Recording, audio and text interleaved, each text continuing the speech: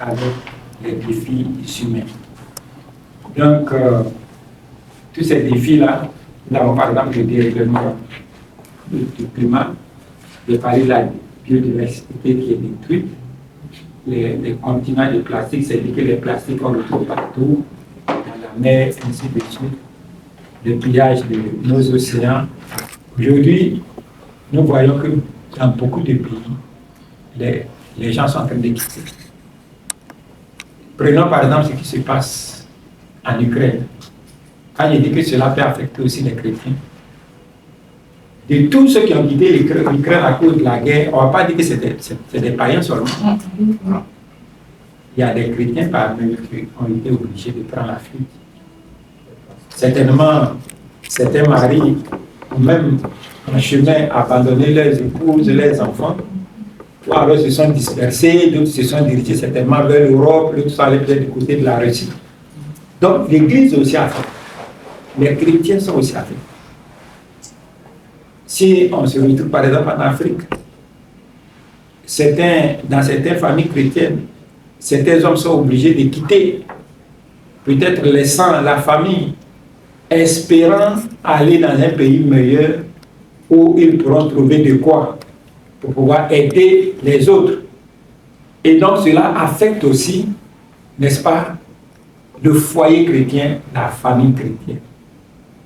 Donc, ces vagues migratoires, là, ça ne concerne pas que les païens seulement. Nous sommes tous concernés. Nous sommes tous concernés. Et l'Église est concernée. Oui, tu veux ajouter quelque chose. Avant de passer à un autre défi, j'aimerais mentionner que l'impact des mouvements migratoires vers d'autres cieux a beaucoup impacté le foyer chrétien, enfin les familles en général et les foyers chrétiens en particulier. Prenons l'exemple des États-Unis ou l'Europe, l'Occident, là où nos frères et sœurs ont migré. Il y a beaucoup qui sont venus, par exemple, sans papier, et ils ont dû laisser leurs épouses, leurs enfants, ou vice-versa, en Afrique. Et on a constaté, en tout cas, que beaucoup de séparations, de divorces ont été... Parce que le mariage à distance ne tient pas. Ne tient pas. Et à cause du statut, du nouveau statut que certains ont eu, ils sont obligés de travailler au noir et ils ne peuvent plus retourner. Ou du moins, ils peuvent retourner, mais ils ont décidé de ne plus retourner. Voilà. Donc, comme ça, la famille a pris un coup et elle s'est éclatée, elle s'est envolée. On a aussi l'éducation des enfants. Les enfants qui sont délocalisés de leur base, où ils sont nés, où ils ont reçu une éducation. Ils viennent dans des pays où l'éducation, je dirais, les mœurs sont légères et puis les enfants sont laissés pour être des maîtres en guillemets de la famille. Les enfants font ce qu'ils veulent. Ils ont une certaine liberté, de sorte que les parents n'arrivent plus à continuer l'éducation de base qui leur permettrait, par exemple, de pouvoir être respectueux, d'avoir la crainte de Dieu. Donc, le chrétien fait face aussi à cela. Les parents chrétiens. Comment faut-il éduquer les enfants? Il y a la loi gouvernementale qui est là, comme avec un fouet, et cherchant à mettre en prison les parents qui cherchent à discipliner leurs enfants d'une certaine façon. Donc il y a tout ça qui constitue de grands défis devant chose, comment dirais-je, pour les parents aujourd'hui. Et ce n'est pas que les parents chrétiens, c'est tous les parents qui sont involved, mais les chrétiens également à leur niveau vivent la chose. L'explosion démographique. Tu peux continuer. Oh, ok. Maintenant, ici, nous avons un autre défi qui l'explosion démographique. Nous voyons dans nos grandes villes que les populations, bon, le développement scientifique des sciences, des technologies ont fait que nos parents ne se limitent plus à quelques enfants, mais il y a des naissances, en tout cas en masse. Il n'y a pas seulement que ça, il y a des flux migratoires des régions moins nanties vers les régions plus nanties, où en tout cas les gens viennent se chercher, comme on le dit, ils espèrent avoir des opportunités de vie meilleures. Donc ce qui fait qu'il y a des villes qui démographiquement explosent. Il y a des pays qui, aujourd'hui en Côte d'Ivoire, je crois que quand mon nom venait ici, notre population était autour de 10 millions d'habitants, mais maintenant plus de 20 millions d'habitants. Et cela pose d'autres problèmes, des problèmes annexes, tels que le logement, tout devient cher, tels que le chômage. En tout cas, il n'y a pas assez de boulot pour tout le monde. Et il y a aussi l'insécurité, comme il a... En tout cas, il y a beaucoup de problèmes. Mais ce que nous vivons au quotidien, c'est le fait que le chômage, l'explosion démographique crée le chômage. Et ça nous affecte. Comme aujourd'hui, malgré votre diplôme, vous postulez à un emploi, vous êtes obligé d'être sous-évalué. Non pas parce que vous n'avez pas les compétences, mais parce que vous êtes obligé d'accepter ce qu'on vous offre.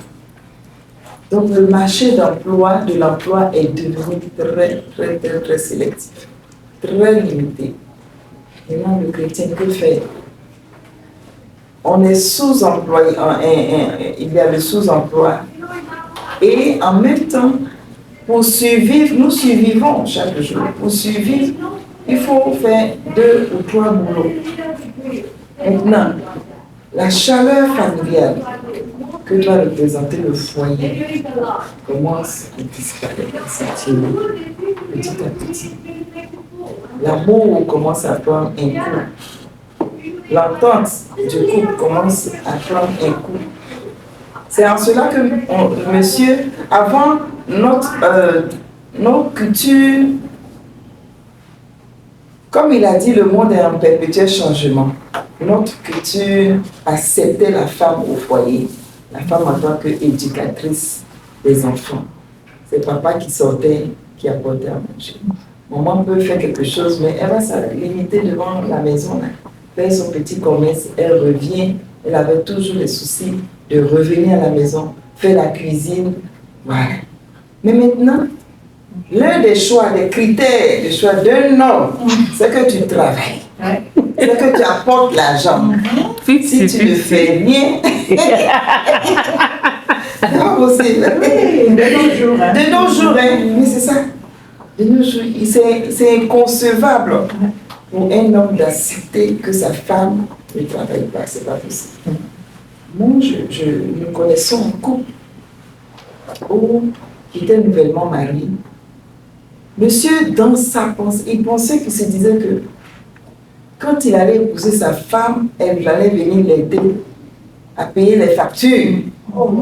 Oui, parce qu'il gérait mal voilà son argent. Ah oui, c'est pas qu'il gérait mal, mais il avait peu de moyens. Et il se disait que, en tout cas, il tirait le diable à la queue. Donc la femme devait être une source de revenus pour lui. La femme aussi est arrivée dans le pays. Elle avait une spécialité, elle avait une formation de base. Elle recherchait le boulot dans cette formation. Il dit non, non, non, il va faire chose.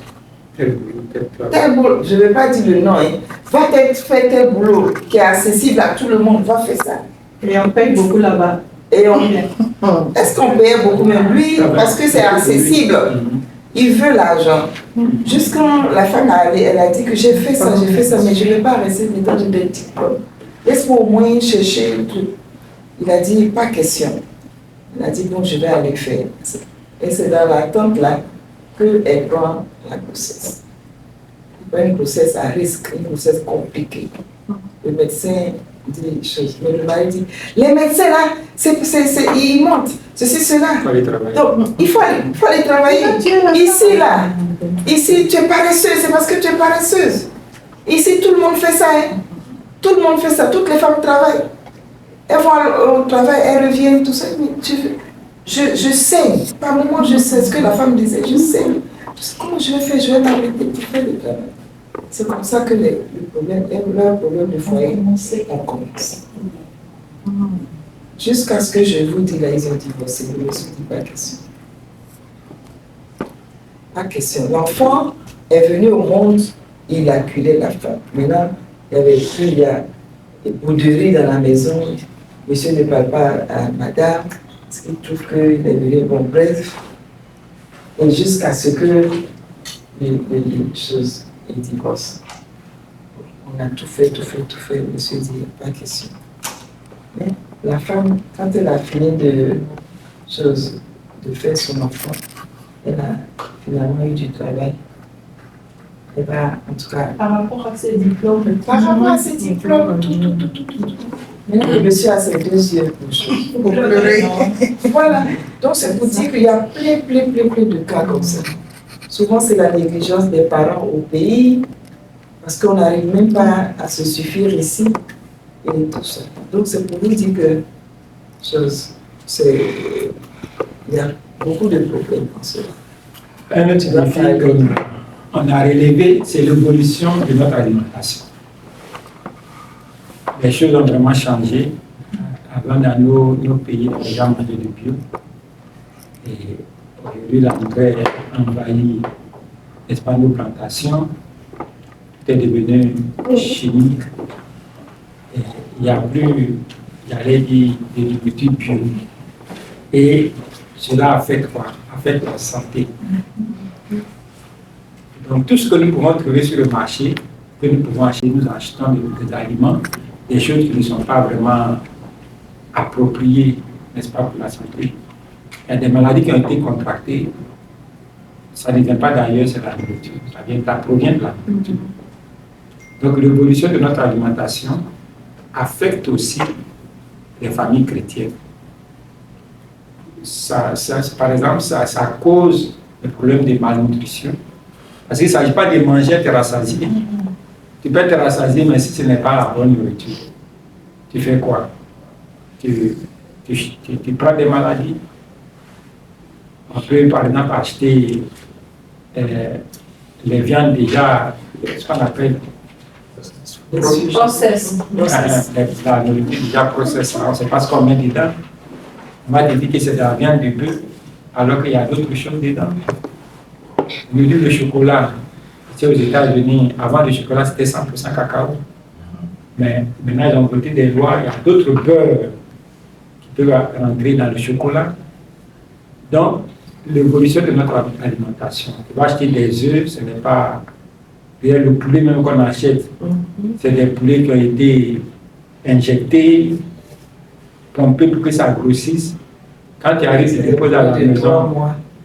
Pendant après, ça devient flasque. Donc, vraiment, c'est attirer un peu notre attention par rapport à tout cela, parce que c'est très dangereux. Demain, on aura l'occasion d'écouter le serviteur comment il va nous parler un peu de ces choses. Et donc, l'évolution de notre alimentation. En tant que chrétiens, nous devrons prendre conscience, parce que c'est des choses dangereuses, n'est-ce pas?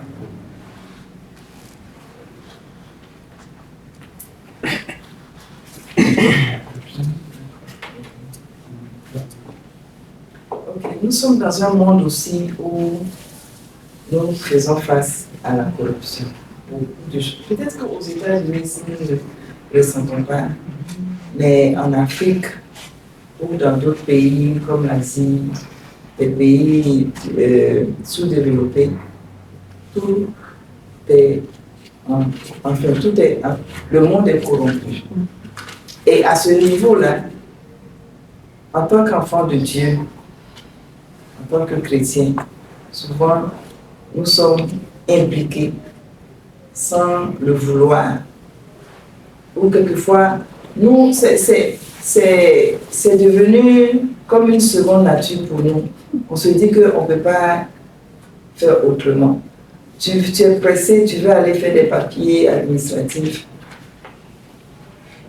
Tu es obligé de passer sur la table, de donner quelque chose. Est-ce là ce que Dieu demande? Alors que nous sommes, la Bible déclare que nous sommes la lumière du monde. Et nous sommes le sel de la terre. Nous devons apporter, nous sommes des modèles. Nous devons changer le monde par notre façon de voir les choses, par notre façon de vivre. Mais aujourd'hui, la corruption à tous les niveaux. Je dis à tous les niveaux. Sur le plan administratif, politique, sur le marché du travail. On dit que pour obtenir du travail, il faut tout faire pour connaître quelqu'un à l'intérieur. Il faut se faire des amis. Il faut tout faire. Tu contactes quelqu'un pour qu'il pousse ton dossier. Où est notre foi? Est-ce qu'il faut rester là, prier, prier, prier jusqu'à ce qu'un miracle s'opère? Ou bien il faut aussi rentrer dans le système? Parce qu'en fait, c'est un système du monde qui s'est installé et qui s'impose à nous, auquel nous faisons face. Donc, quelle serait notre attitude s'il y a cette corruption? Vous voyez, quand on préparait le PowerPoint, on a vu cette image-là. J'ai dit, mais attends, dans notre conception, c'est les Africains. Mais c'est... bon, je ne sais pas. Mais dans les pays développés, c'est le Arien. C'est peut-être à un certain niveau plus subtil, peut-être. Voilà. Eux, ils ont légalisé ça, au fait. Voilà, un niveau plus subtil. Je dirais que les humains sont... First. Les premières corruptions, seulement que c'est de façon subtile et puis légale. C'est-à-dire, ils ont les preuves pour justifier cela. Voilà. Alors qu'en Afrique ou bien vers chez nous, on le fait sans justification, bien même les raisons qu'on ne sont pas fondées. Ils vont faire sortir même les articles. Mais au fin de fond, c'est une corruption en fait. Et puis il y a une situation aussi, malheureusement, nous qui sommes ici, nous subissons cette situation. La pauvreté est à un tel niveau en Afrique que lorsque vous confiez des travaux, vous confiez un projet, même vous dites que, ok, nos frères païens, là, c'est pas la peine. Nos parents qui ne connaissent pas Jésus, c'est pas la peine. Vous dites que vous allez confier les travaux à un chrétien, à un enfant de Dieu. C'est lui-même qui va vous couper, qui va bouffer votre argent. Vous voyez, mon mari et moi, on a perdu beaucoup d'argent comme ça. On a voulu faire des affaires avec des gens, des soi-disant chrétiens. Ils ont disparu avec.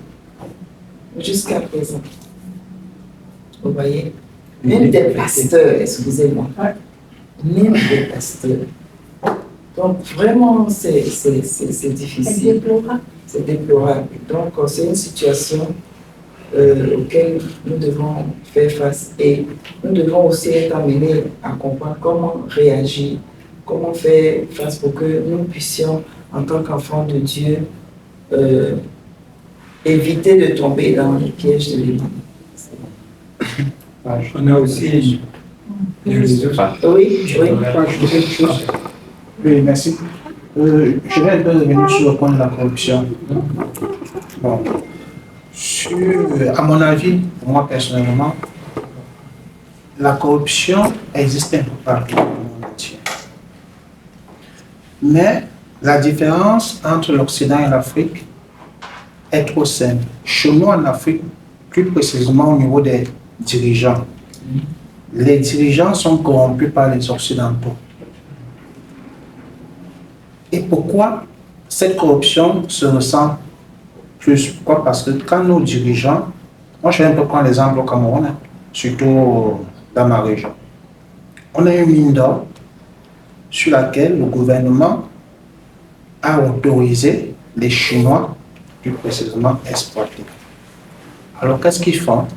Ils arrivent, ils délocalisent la population, n'indemnisent pas la population meurt de faim, pas d'eau, pas d'école, pas de soins de santé. Alors, moi je pense, à mon avis, quand vous prenez les terres des autochtones, la première des choses qu'il faut faire, c'est de donner les soins de santé, l'éducation, l'eau. Au moins ces trois choses sont primordiales. Au moins ça, c'est primordial. Mais rien n'est fait. Qu'est-ce que les dirigeants font? Ils disent, bon, ils prennent comme ça, après, ce sont leurs comptes qui sont brouillés. Ils s'en foutent de la population. Mais par contre, ici à l'Occident, il y a de la corruption, mais certains pays font le maximum d'efforts pour fournir ces éléments-là à la population. Ce qui est totalement différent en Afrique. Ce qui est totalement différent en Afrique. Chose qui n'est pas normale. Chose qui n'est pas normale, parce que vous ne pouvez pas arriver chez quelqu'un, vous connaissez toutes ses ressources, il faut lui donner même pas de quoi boire. Malheureusement, parce que nous vivons en Afrique, dans tous les pays, vous avez parlé tout à l'heure, et en Côte d'Ivoire, au Burkina, partout, au Togo, ça se passe comme ça. Et c'est le choix politique de nos dirigeants. Tout récemment, même le Togo a fait fort. Par exemple, Actuellement, il y a la constitution qui est là. Le peuple n'élit plus le président. Au Togo, là, le peuple n'a rien à voir dans le président. On nomme maintenant le président au Togo. C'est la nouvelle constitution. C'est le Parlement qui nomme. Oh my goodness. Tout ça pour garder, préserver leurs acquis. Il peut les corrompre facilement, que déjà corrompre toute la avec quelques milliards de corrompre tout le Parlement. Ok. On est aussi le cas du Congo. Le cas du Congo dans la région de l'Allemagne. Ça fait au moins 5 guerres civiles. C'est pas une guerre civile des mines. C'est à cause des ressources comme le Congo. Le Congo est le pays qui regorge plus de minéraux dans le monde. Mais comment se fait-il que le Congo se retrouve le pays le plus pauvre? Ok. Mais maintenant, la question que moi je me pose, qu'est-ce qu'on peut faire? Qu'est-ce qu'on peut faire contre ce genre de choses? On va voir ça tout à l'heure dans les enquêtes. Ok, merci pour ton intervention. Donc, c'est un autre grand point, les réseaux sociaux. Aujourd'hui, c'est d'actualité. Et ça, c'est un défi, n'est-ce pas, pour l'Église. Comment cela affecte les foyers chrétiens?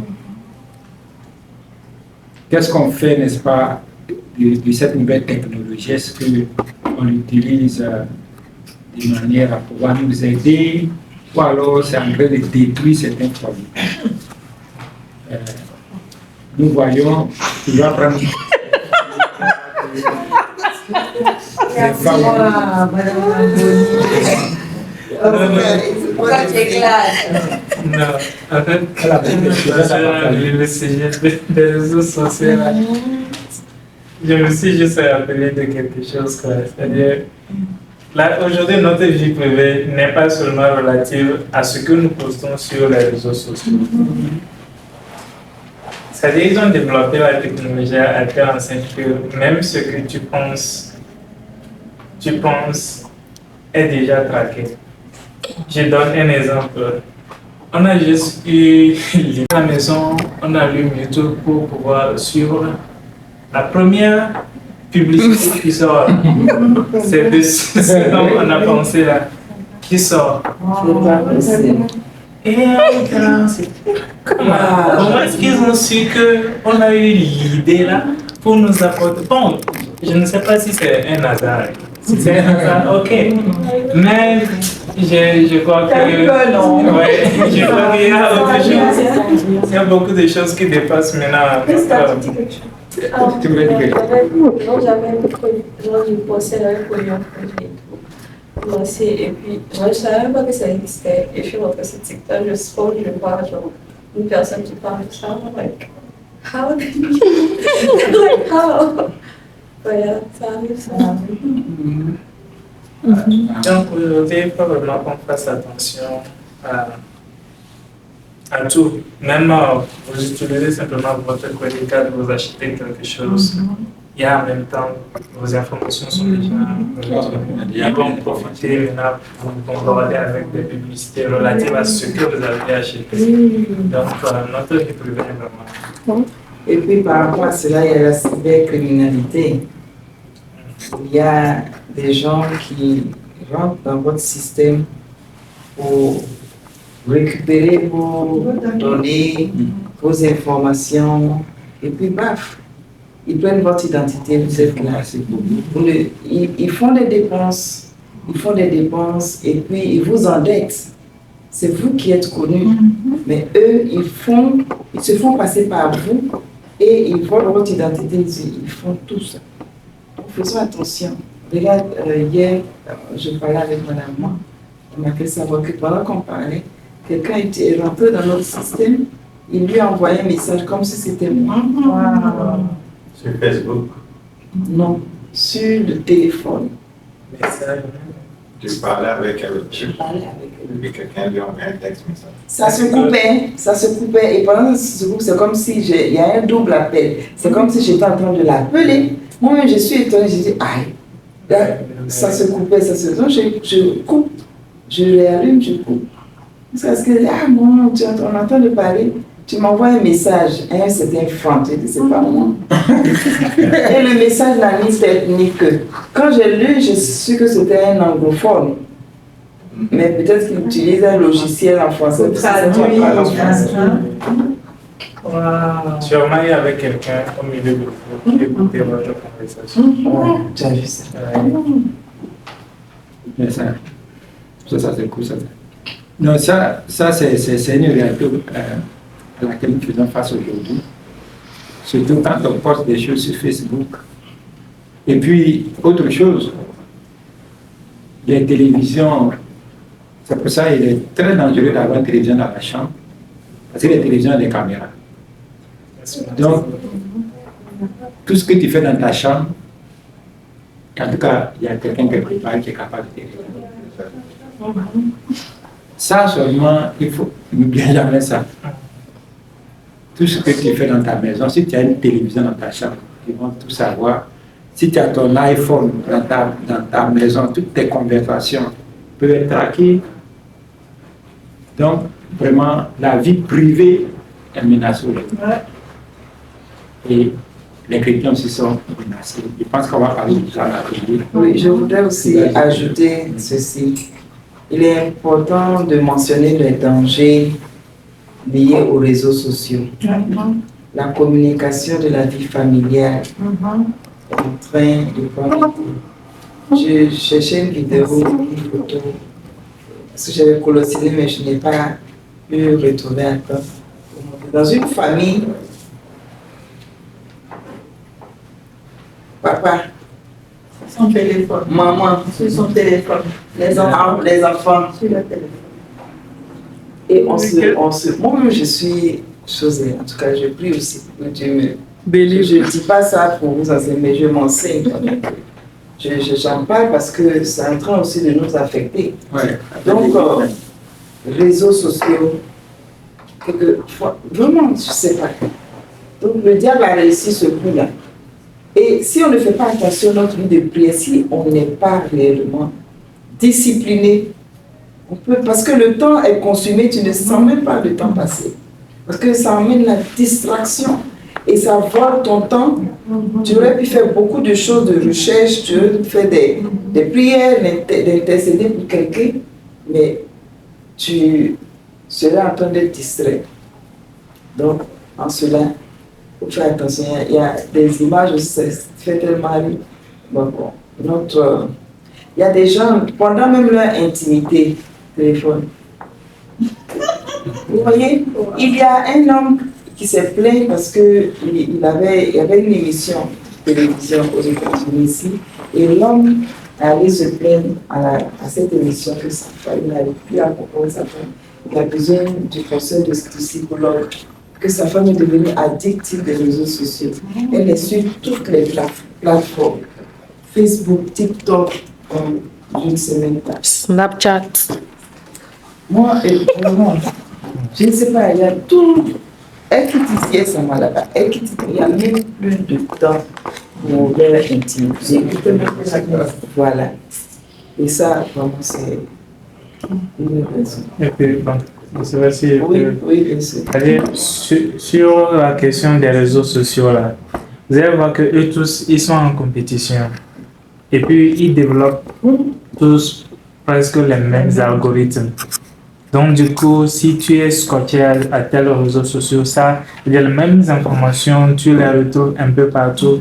Et le temps que tu essaies de parcourir un peu partout, je sais ce que tu te rends compte, tu as déjà passé toute ta journée sur ça. Et puis, les contenus sont enchaînés d'une manière que ça te captive et ça te maintient sur ça. Je sais ce que tu passes toute ta journée, tu te rends compte que non, toute ta journée, tu n'as rien fait. Donc, il faut vraiment faire juste attention. Merci beaucoup. L'intelligence artificielle. Ouais.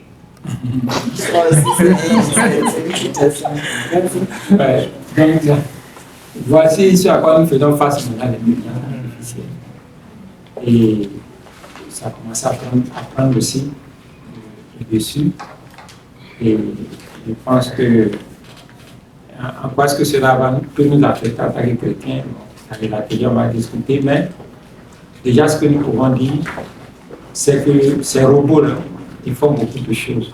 Et c'est sûr que dans l'avenir, ces robots-là vont faire le travail même des humains. Enfin, ils font déjà le travail des humains.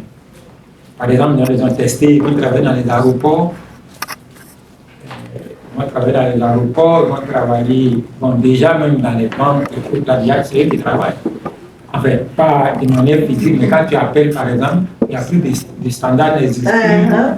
Oui, c'est le robot qui te répond. Ouais, ça veut dire que tu converses. Et quand il te pose des questions, tu réponds. Et il est capable même de te répondre, de te dire que bon, qu'est-ce que tu dis, bon, est-ce que tu peux dire mieux ou bien. Vraiment, ils sont presque arrivés à converser avec les êtres humains. Donc, en quoi est-ce que cela peut affecter les chrétiens? Je pense qu'il y a beaucoup de choses qu'on peut dire. Même le travail, tout ça. Bon, certainement, si le Seigneur ne revient pas bientôt, ils vont remplacer les humains dans le travail. Est-ce que ça n'a pas déjà commencé maintenant? Oui, regardez une vidéo où ils ont posé la question à l'un des robots là, à l'une d'entre elles. Qu'est-ce que la question? Est-ce qu'ils ont des sentiments pour les êtres humains? Amaka. C'est ça. C'est Maka, non? Amaka. Amaka. Donc, ils conversent. Et il y a un à qui ils ont demandé est-ce qu'ils vont remplacer les hommes. Et puis, il dit non, ils ne sont pas venus pour compétir avec les hommes. Bien. Vraiment, quand tu vois ces choses, tu écoutes ces choses, tu dis que vraiment, ils sont Et le danger, l'un des dangers même par rapport au couple, c'est qu'ils ont fait en sorte de remplacer le conjoint ou la conjointe par des robots. Il y a des robots sexuels ils ont dépassé le stade de ce qu'on appelle sex toys et autres, mais c'est robots même et ils vont bientôt, ils ont sorti des prototypes, ils vont sortir ça. Je ne sais plus quel pays a développé ça. La Chine. La Chine. Ils ont fabriqué les serveuses. Ouais. Les serveuses qui servent dans les bars. Dans les restaurants. Donc, nous allons en parler en chose, en atelier, mais face à tout ça, qu'est-ce que nous devons faire? Moi, je pense à l'anticipation. Nous sommes des enfants de Dieu. Dieu nous a dotés d'une certaine intelligence, de sagesse. Nous n'allons pas rester là jusqu'à ce que les choses viennent tomber sur nous. Il faut anticiper. Déjà que d'ici peut-être 10 ans, 20 ans encore, il n'y aura plus assez de boulot pour tout le monde. Parce que les robots vont... Maintenant, est-ce qu'on va regarder comment pour avoir le chômage sur notre tête? Non, non, non. C'est en cela qu'il faut se lever pour créer des entreprises. C'est en cela qu'il faut déjà commencer à se préparer dans l'investissement et tout. Donc, c'est vraiment des choses à discuter. Ok, je pense que c'est tout. Ok. Donc, merci pour votre attention. Tout le monde a la parole. Donc, tout à l'heure, nous allons aller... Merci beaucoup à la Seigneur. C'est un thème important pour nous tous. Merci d'avoir pu attirer notre attention justement sur les défis qui sont relevés dans ce 21e siècle. Nous allons passer aux ateliers.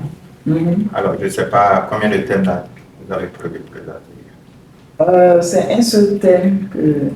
Genre traité en France. Oui, c'est là. Okay. Donc, on va se répartir en deux groupes. Le groupe des femmes Le groupe des hommes. et le groupe des hommes. Donc, comment les défis du 21e siècle affectent le couple.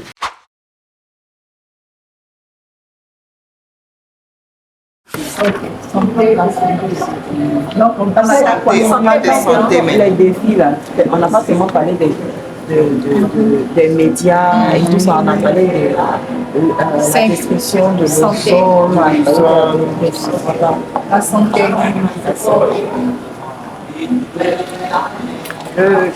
L'insomnie. Le stress. Donner des réponses toutes faites. On n'a plus le temps nous-mêmes de réfléchir et c'est quelque chose qui vient de nous, ce qui est très dangereux.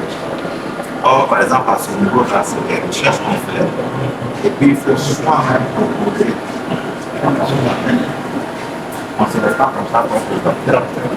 Mais si tu ne veux pas faire d'efforts, tu veux que quelqu'un d'autre réfléchisse à ta place, il n'a plus le dictionnaire de la vie, c'est que devient usurpateur. Et aujourd'hui, quand tu lances dans le moteur de recherche, tu écris juste un mot que tu as recherché.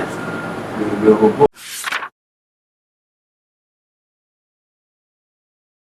Une solution qu'on a pu évoquer pour essayer, pour ne pas dire éradiquer totalement, mais pour essayer que certaines choses puissent se répéter dans notre vie quotidienne.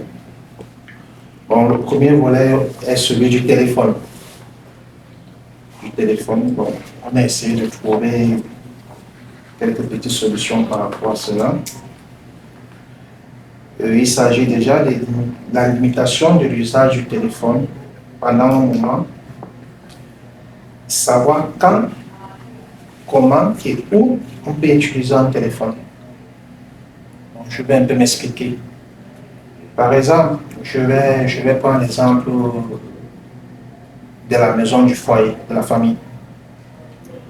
Nous sommes arrivés à un niveau à la maison, tout le monde a un téléphone. C'est bien beau, on ne peut pas évoluer sans téléphone, c'est bien beau.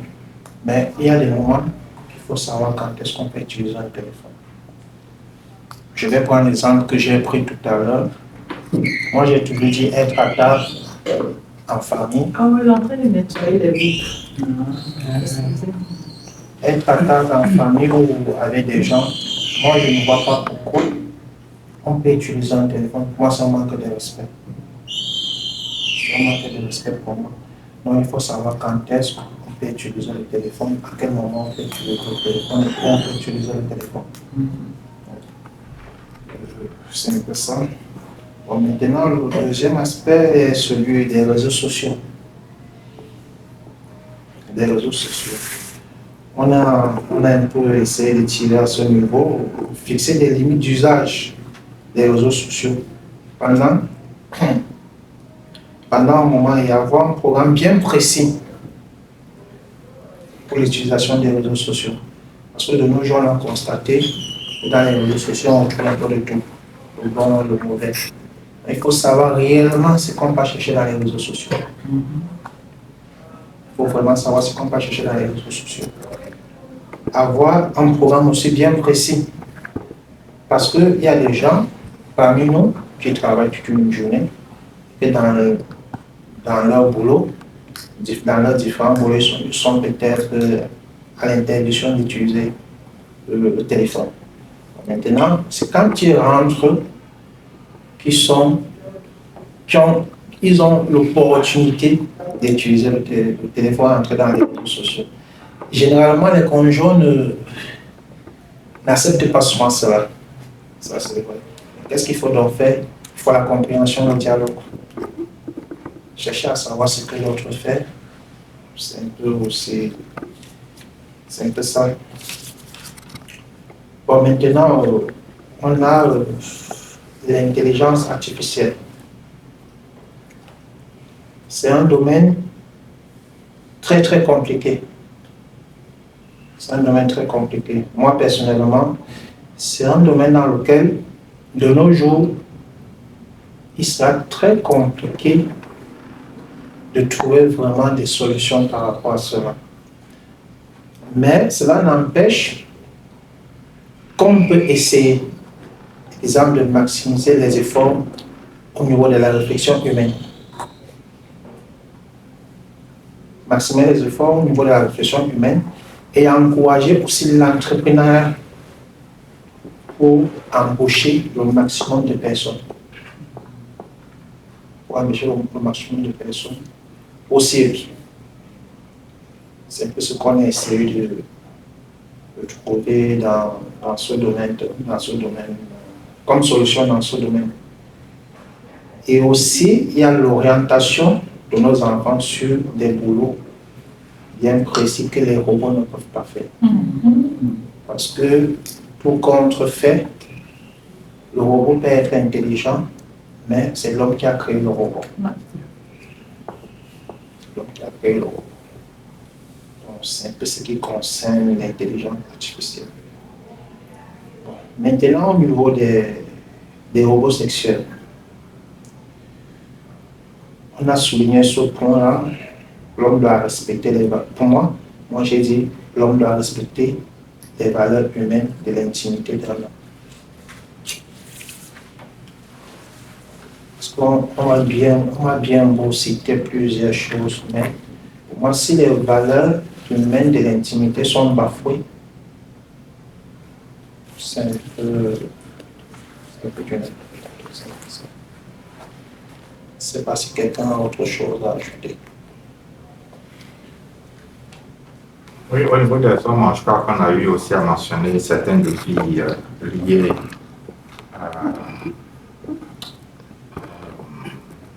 à tout ce que nous voyons, ou à tout ce qui est servi aujourd'hui à nos enfants,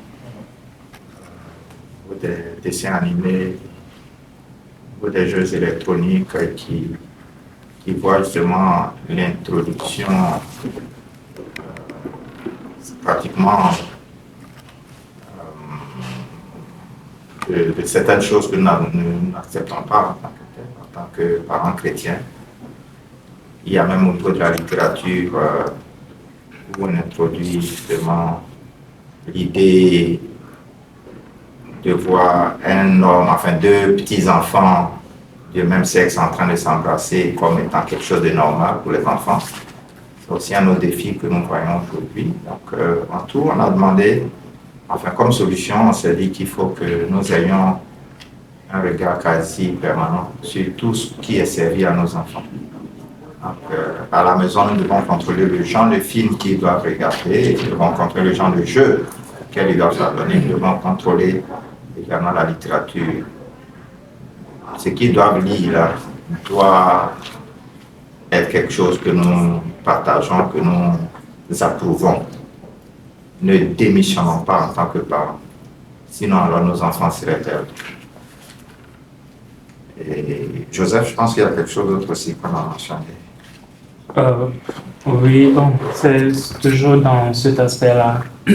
On a dit qu'il faut encourager les chrétiens à s'élever à un certain rang, que ce soit des ingénieurs qui peuvent développer des jeux de vidéo beaucoup plus focalisés sur la foi chrétienne, ou c'est-à-dire avoir un certain impact. Par exemple, avant qu'on ne vienne ici, j'ai lu un article où ils appellent ça superintendant de l'école, des écoles dans l'État de Oklahoma. Il a décidé de réintroduire la lecture de la Bible, c'est-à-dire l'enseignement de la Bible dans les institutions éducatives. Et bon, quand moi j'ai lu ça, j'ai dit forcément lui là, il doit être chrétien. Donc si des chrétiens s'élevaient à tel niveau dans la politique, on sera même d'impacter la politique et pouvoir changer un peu les choses.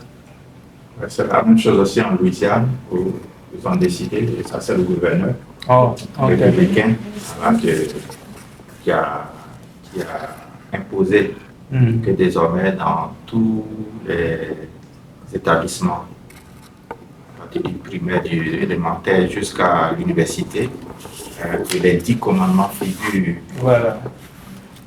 Et qu'on fasse une plaque avec les 10 commandements dans chaque classe. Et il dit qu'il faut qu'on revienne à ça parce que c'est les premières valeurs, c'est ça. Aujourd'hui, tout cela est en train de nous arriver parce qu'on ne s'en tient pas à ça. C'est un républicain, évidemment, il est combattu, hein, c'est clair, parce qu'il y a toute une foule de personnes là qui disent non, il ne peut pas nous imposer ça. Mais ça a été déjà adopté, ils ont accepté. Donc maintenant, je crois que ça allait à la Cour suprême. Ils vont décider après si voilà, je pense qu'on a fait notre compte rendu en moins de 10 minutes. Il nous restait encore 1 minute quelque chose. Merci beaucoup aux hommes. On n'a pas le temps de prier. On n'a pas le temps de participer aux réunions de prière. Et même à la maison, c'est souvent difficile d'avoir le temps de prier en couple, prier avec les enfants, avoir le culte familial. En deuxième plan, nous avions dit au plan sexuel, la tendance de mettre en application ce que les gens voient sur les réseaux sociaux. On a vu telle personne a posté, il a fait ci, donc nous aussi on veut venir faire ça dans notre couple. Alors que cela ne devrait pas. Il n'y a plus le désir sexuel, c'est-à-dire le désir de son homme, le désir de sa femme. Il n'y a plus de romantisme. Pourquoi? Parce que on court après l'argent. On veut avoir plus d'argent pour s'offrir certaines choses et on n'a pas le temps de se reposer. Si on n'a pas le temps de se reposer, c'est sûr qu'on ne pourra pas satisfaire notre conjoint au plan sexuel. Et c'est pas bon. Ça crée le désaccord dans le couple parce qu'on est fatigué. En troisième point, le manque de communication. Les défis du 21e siècle ont entraîné le manque de communication. On devient solitaire parce que on va courir après l'argent. On dort, on n'a pas le temps de communiquer. puisqu'on ne communique pas, l'autre en train de dormir, donc moi je suis sur mon téléphone, de passer le temps, ça c'est la solitude. Bien qu'on soit en couple, hein, on est plus en contact avec les gens qui sont de l'autre côté que ceux-mêmes qui vivent sous notre toit. Et ça, c'est dangereux, c'est pas bon. On est stressé, nous avons les nerfs à fleur de peau, toujours en train de se disputer pour des choses qu'il ne faut pas. Et chacun met les codes sur le téléphone. Monsieur met un code sur son téléphone, madame met un code sur son téléphone. Si tu mets un code sur ton téléphone, c'est que tu as quelque chose à cacher. Alors qu'on se dit que si on est en couple, il doit y avoir la transparence. On doit se dire tout, on doit partager tout, on ne doit rien se cacher. En quatrième position, l'éducation des enfants. Il n'y a plus de bonne moralité. La destruction de l'éducation de nos enfants. On va leur apprendre des bonnes valeurs, mais avec les différents défis de ce 21e siècle, nos enfants sont influencés. Leur éducation est influencée par ce qu'ils regardent et par ce qu'ils voient leurs amis faire. Eux aussi veulent faire la même chose. Donc ça fait que ce que nous leur avons appris n'a plus de poids. Cinquièmement, la santé. Il y a le stress, il y a l'insomnie, il y a les maladies incurables, le cancer, l'hypertension, les crises cardiaques, l'obésité, l'intoxication alimentaire, les accidents et le suicide. Parce qu'il faut dire qu'il y a des gens qui conduisent et puis sont sur leur téléphone, alors que le téléphone distrait. C'est sûr que tu seras dans le décor. Tu vas non seulement perdre ta vie, mais tu vas aussi tuer les personnes qui sont en face de toi dans leur voiture. Et puis, en dernière position, nous avons parlé des finances. Les finances. Trop de dettes. Et souvent, il y a des conflits de gestion. Il y a la non-transparence et l'avarisme. On a souligné l'avarisme parce que souvent, l'autre pense que son argent, c'est pour lui seul, c'est pour gérer lui seul à son niveau et puis il ne considère pas l'autre. Et tout ça là, ça relève de l'égocentrisme, de l'individualisme dans la gestion, les cachotteries. On doit éviter ça.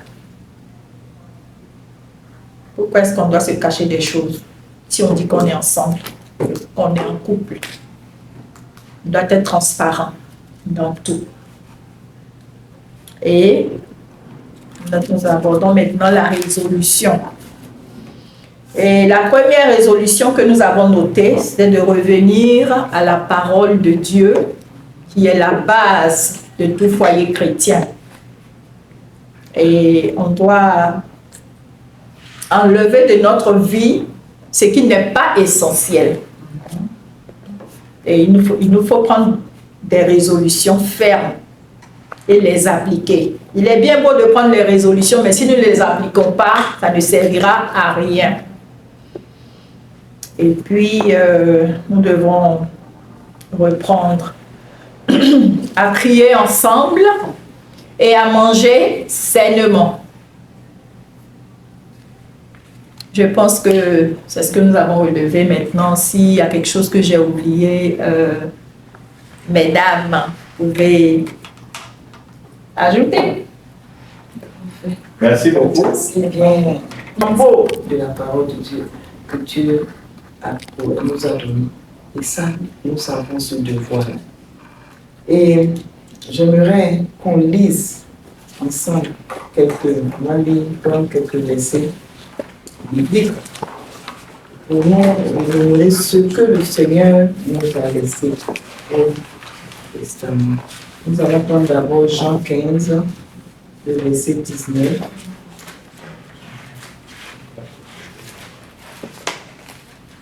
Jean chapitre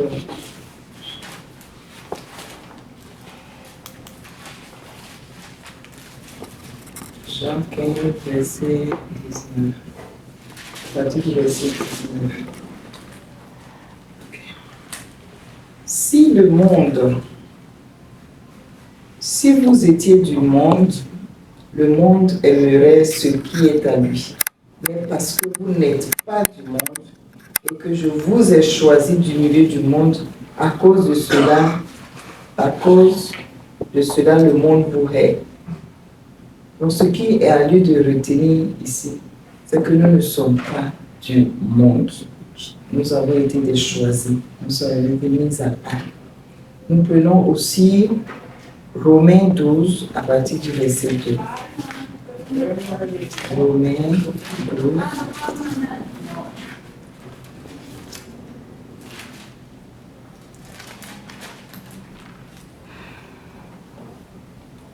Ne vous conformez pas au siècle présent, mais soyez transformés par le renouvellement de l'intelligence, afin que vous discerniez quelle est la volonté de Dieu, ce qui est bon, agréable et parfait. Ce qui est bon, agréable et parfait. Donc nous avons le devoir d'avoir le renouvellement de l'intelligence pour discerner ce qui est bon, ne pas suivre le monde en avolé. Et il y a un autre passage aussi sur 1 Jean 2,15. N'aimez pas le monde, ni ce qui est dans le monde. Si quelqu'un aime le monde, l'amour du Père n'est pas en lui. Et tout ça, ça parle de ce siècle présent. Et le dernier verset, Marc 8, 36. Et que servirait-il à un homme de gagner le monde entier s'il perdait son âme? S'il perdait son âme. On a parlé de corruption, on a parlé de toutes ces choses, les réseaux sociaux, leur impact, vraiment tout ça. L'amour de l'argent et tout ça. C'est de ça que la parole de Dieu est en train de dire ici. Que servirait-il à un homme de gagner tout ce monde s'il perdait son âme? Parce que toutes ces choses-là conduisent, ce sont les armes de l'ennemi pour faire perdre nos âmes, pour faire perdre l'âme des créatures de Dieu. Nous devons vraiment être en alerte. Nous devons avoir l'intelligence renouvelée et faire la part des choses. Chercher à sauver, à préserver notre foyer, la chaleur de l'esprit dans notre foyer. Et si nous voyons, comme on l'a dit, je ne veux pas revenir là-dessus parce que c'est tellement bien dit, que nous devons tout faire pour revenir à notre premier amour. Revenir à notre premier amour, installer les moments de prière, tout ce qui a été perdu avec tout, ou a commencé à être volé par l'ennemi, par toutes ces choses, par tous ces défis. Nous devons prendre conscience de cela et prendre des résolutions, revenir au point de départ avec le Seigneur. Voilà, que le Seigneur vous bénisse. Amen. Merci beaucoup. Donc, je suis sûr, on va passer là. Nous compter dans un temps de prière. Et puis, nous allons prier. C'est une grâce que nous avons d'être là, réunis en ce jour, de participer à ce séminaire. Il n'y a pas de hasard dans la vie des enfants de Dieu. Personne ne... Souvent, nous faisons les choses pensant par notre propre volonté. Mais quand nous avons l'Esprit de Dieu, souvent c'est poussé par l'Esprit de Dieu que nous agissons. Et Dieu qui sait toutes choses, qui est souverain et qui connaît, c'est qu'il attend de nous ce qu'il veut de nous. Il nous positionne toujours dans certains endroits, où il nous emmène dans certains endroits afin de produire des effets en nous. Et si nous sommes là, ce n'est pas un hasard, c'est parce que Dieu a quelque chose de spécial pour nous. Il a utilisé le prétexte du foyer, mais en réalité, c'est notre communion avec lui qui lui importe. C'est comme en tant qu'enfant de Dieu, comme on l'a dit, comme on peut être véritablement